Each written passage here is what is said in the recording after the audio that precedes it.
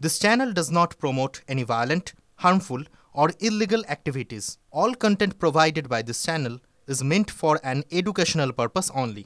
Top quality और consistent performance के लिए सिर्फ सिल्वर पंप्स नाम याद रखना। অন্যদিকে পাক উস্কানিও রয়েছে সীমান্তে আবারও পাক উস্কানি কিন্তু ভারতের তরফ থেকে কড়া বার্তা জম্মু কাশ্মীরের পুঞ্চ সেক্টরে অস্ত্রবিরতি লঙ্ঘন পাকিস্তানের ভারতীয় জওয়ানদের লক্ষ্য করে নির্বিচারে গুলিবর্ষণ পাক সেনার পাকিস্তানকে পাল্টা মুখের ওপর জবাব দিয়েছে ভারত বিনা প্ররোচনায় পাক উস্কানির কড়া জবাব ভারতীয় জওয়ানদের ভারতের পাল্টা হামলায় পাক সেনার বেশ কয়েকজন জওয়ানের মৃত্যুর খবর পাওয়া যাচ্ছে সূত্র মারফত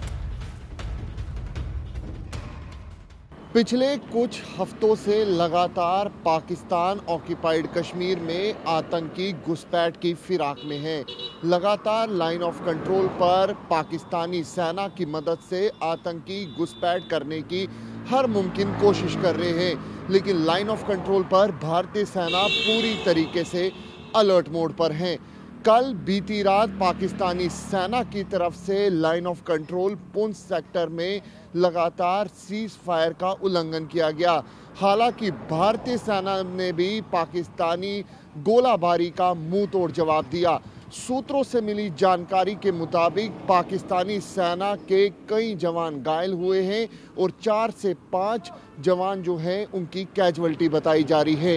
वहीं आपको बता दें कि पाकिस्तानी सेना की तरफ से सीज फायर का उल्लंघन इसलिए किया गया ताकि आतंकियों की घुसपैठ जो है पाकिस्तानी सेना करा सके, लेकिन लाइन ऑफ कंट्रोल हो या फिर अंतर्राष्ट्रीय सीमा, बीएसएफ और भारतीय सेना बेहद ज़्यादा अलर्ट है ताकि पाकिस्तानी आतंकियों और पाकिस्तानी सेना की कोई भी साजिश कामयाब ना हो सके। कैमरा पर्सन अनुदीप शर्मा के साथ अंकित भट्ट, TV9।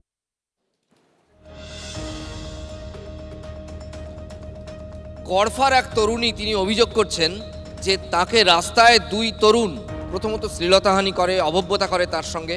তার প্রতিবাদ করেছেন বলে রাত্রিবেলায় বাড়িতে চড়াও হয়ে 30 থেকে 40 জন তরুণ বা যুবক তারা বাড়িতে হামলা চালায়, থ্রেট করে এবং হুমকি দেয়।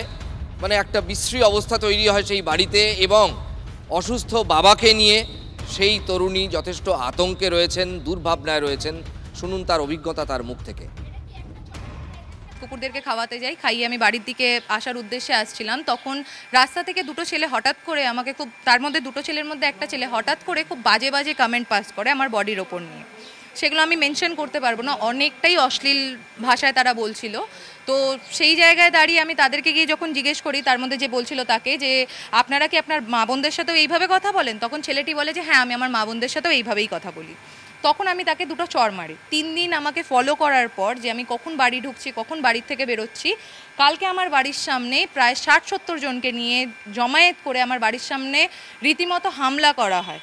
শুধু বাড়িতে আমি ছিলাম না, আমার বাড়িতে বাবা প্রেজেন্ট ছিলেন তখন। আমার বাবার ওপর সবাই একটা আক্রমণ এতে, সবাই ওনার ওপর বিশাল নোংরা নোংরা ভাষায় গালাগালি, ঝামেলা, অশান্তি, মানে ওনাকে বলা হচ্ছে যে এক্ষুনি এখানে মেরে দিতে। ছেলেটির বাবার স্টেটমেন্ট যে রাত্রিবেলা আমি বেরিয়েছি বলে ওনার ছেলে আমাকে এরকম আওয়াজ মেরেছে, আর আমি যে ওনার ছেলেকে মেরেছি তার জন্য তিনি আমাকে ছিঁড়ে দেবেন, ফাটিয়ে দেবেন, কেটে দেবেন, আমার চোখ গেলে দেবেন, আমাকে মার্ডার করে দেবেন, আমার মানে আমার উপর অ্যাসিড মেরে আমার রাস্তায় হাঁটা মুশকিল করে দেবেন। সেটা কি আপনাকে কোনোভাবে ফোনে বলেছে নাকি এখানে সবার সামনে উনি চিৎকার করে পুলিশের সামনে দাঁড়িয়ে বলেছেন কথাটা? শুধু লোকের সামনে না, আমার বাড়ির সামনে, পুলিশের সামনে, প্রশাসনের সামনে দাঁড়িয়ে বলেছে। তখন আমি প্রশাসনকে যখন বললাম যে স্যার আপনাদের সামনে এরকম বলছে, আপনি এখানে কি করবেন, প্রশাসন আমাকে বলছে আপনি আপনার বাড়িতে যান। এবার আমি থানায় গিয়ে কমপ্লেন করব, আর কমপ্লেন হিসেবে প্রশাসনের থেকে একটাই জিনিস আমি চাইছি, আমার সেফটি। কারণ আমার ফিল হচ্ছে না যে আমি সেফ, কে প্রশাসনের সামনে আমাকে হুমকি দেওয়া হচ্ছে মার্ডার করার, তো আমি নিজেকে সেফ ফিল করছি না। আমাদের সহকর্মী সুদীপ্ত এই ঘটনা কভার করছেন। সুদীপ্ত রয়েছেন আমাদের সঙ্গে লাইভে। সুদীপ্ত, যা ভাবগতিক মনে হলো এই ভদ্রমহিলার কথা যা শুনলাম, তাতে এই ছেলেগুলো খুব বাইরের এলাকার ছেলে বলে মনে হলো না, এবং গড়ফা ওই এলাকা তো মোটামুটি ভদ্রলোকের এলাকা। এরকম একটা ঘটনা সম্ভব হলো, পাড়া প্রতিবেশী কিছু বললো না? একদমই তাই। মানে যখন আমরা কথা বলে খোঁজ নিয়ে জানি যে যেই যুবকদের বিরুদ্ধে কিনা এই অভিযোগ উঠছে তারা কিন্তু লোকাল বা পাড়া এরিয়ার মধ্যেই থাকেন, তারা কিন্তু খুব একটা দূরে থাকে না। তরুণীর বাড়ি থেকে তাদের বাড়ির যে দূরত্ব সেটা কিন্তু খুব একটা বেশি দূর নয়। 10 তারিখ যখন ঘটনা ঘটেছিল রাত্রিবেলা শুধু প্রতিবাদ তারা করেছিল বলে এই যুবকরা প্রত্যেকে যারা ছিল তাদের সাথে এলাকার আরও কিছু লোক বা বাইরের কিছু লোকজনকে নিয়ে তারা কিন্তু কালকে মানে গতকাল রাত 9:30 10টার সময় প্রায় তারা যতজন ছিল প্রায় এসছেন, তারা 30-40 জন মিলে এসে রীতিমতো তারা অসুস্থ বাবা যিনি ছিলেন তাকে হুমকি থ্রেট করা। মেয়ে যখন বাড়িতে আসে, বাড়িতে আসার পর সকলের সামনে তাকে অসভ্য ভাষায় এমন গালাগালি দেওয়া হয়েছে, থ্রেটনিংও করা হয়েছে যে অ্যাসিড দেওয়া বা বাকি যা যা রয়েছে সেগুলো নিয়ে করা হয়েছে। যখন তাদেরকে বলা হচ্ছে যে কেন কি করা হয়েছে, তরুণের কথা অনুযায়ী তাদের কথাই রাত্রেবেলা বেরিয়েছে এবং সারমেয়দের খেয়ে আসছিল, তাই তারা নাকি এরকম করেছে। এই প্রসঙ্গে কিন্তু যে বিষয়টা একদম থাকে যে একটা সিকিউরিটি, মেয়েটি বারবার করে বলছেন যে আমি এই মুহূর্তে কিন্তু বুঝতে পারছি না যে আমার সিকিউরিটি কোথায় আছে বা আমি কি করব। পুলিশের কাছে আজকে যা মানে আমরা যা খবর পেয়েছি, আজকে পুলিশ প্রশাসনের কাছে মেয়েটি কমপ্লেনও দায়ের করেছে। এরপরে পুলিশ প্রশাসন এই বিষয়ে দেখা যাক পুলিশ কি করে। সুদীপ্ত অনেক ধন্যবাদ। এখন যে কোনো দেখুন মহিলা কেন্দ্রিক যে কোনো বিষয়, তার বয়স যাই হোক, যে কোনো জায়গায় যদি কিছু ঘটে আমরা বড় করেই দেখাই, আমরা গুরুত্ব দিই। তার কারণ দেখতেই তো পাচ্ছেন বাড়ির পাশে কি অবস্থা, মানে গোটা বাংলা জুড়ে কি অবস্থা, এই কারণেই আমরা গুরুত্ব দিই। কিন্তু অভিযুক্তর পক্ষ, তাদের পরিবারেরও কিছু অভিযোগ রয়েছে পাল্টা, শুনুন তারা কি বলছেন। দাঁড়িয়ে আমরা কথা বলছি আমার কাজের ছেলেদের সঙ্গে, হঠাৎ করে এসে আমাকে বললো এই আমাদের নামে কি বলছিস, একটা চড় মেরে দিল, ফাটাস করে চড় চোখের মধ্যে। তারপরে আবার 2-3 চড় মারলো দিদি আমাকে, বলে তুই আমাকে সবসময় টোনটিকেই করে। আমি পাড়া দিয়ে আসি যাই, আমি কারোর সঙ্গে কোনোদিন কোনো কথাই বলি না,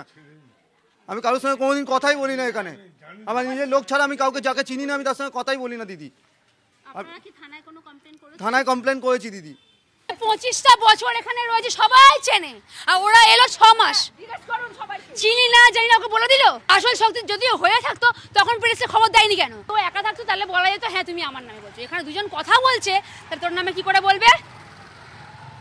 যদি একটা চড়ও যদি মারা থাকে তাহলে গালে লাগতো। এমন চোখে মেয়ের চোখ দুটো তো পুরো অন্ধ করে দিয়েছে। এখন তুই কি চোখ দিবি?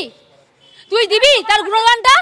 বিএসএফ এর ইউনিফর্ম পরে পশু পাচার, মালদা ভারত বাংলাদেশ সীমান্তে গবাদি পশু এবং অস্ত্র সমেত 3 পাচারকারীকে গ্রেফতার করা হয়েছে। গোপন সূত্রে খবর পেয়ে বনপাহাড় এলাকায় অভিযান চালায় বিএসএফ। সন্দেহজনক গতিবিধি লক্ষ্য করে এলাকা ঘিরে ফেলে বিএসএফ। পাচারকারীরা পালানোর চেষ্টা করলে ধাওয়া করে হাতে নাতে ধরে ফেলা হয়। বিএসএফ এর চোখে ফাঁকি দিতেই জওয়ানদের পোশাকের অপব্যবহার বলে জানা যাচ্ছে। ধৃতদের থেকে গবাদি পশু, তরোয়াল, ছুরি, নকল বন্দুক উদ্ধার করা হয়েছে। ধৃতদের বাড়ি মালদার বামনগোলা এলাকায়। বীরভূম লোকপুরে বিস্ফোরণের ঘটনায় তৃণমূল কর্মী বাবলু মণ্ডলকে দোষী সাব্যস্ত করেছে এনআইএ আদালত। 2019 সালের 20 সেপ্টেম্বর গাংপুর গ্রামে একটি বাড়িতে টিনের বাক্সের মধ্যে রাখা বিস্ফোরক থেকে বিস্ফোরণ হয়, উদ্ধার হয় বেশ কিছু আগ্নেয়াস্ত্র। তদন্ত শুরু করে সিআইডি।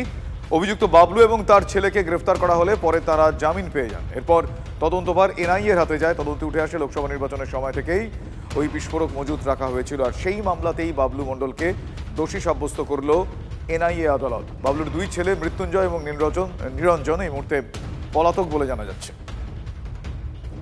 ফুল ফ্লেজেড ট্রায়াল চলেছে। ফুল ফ্লেজেড ট্রায়াল চলার পরে সাক্ষী সাবুত এবং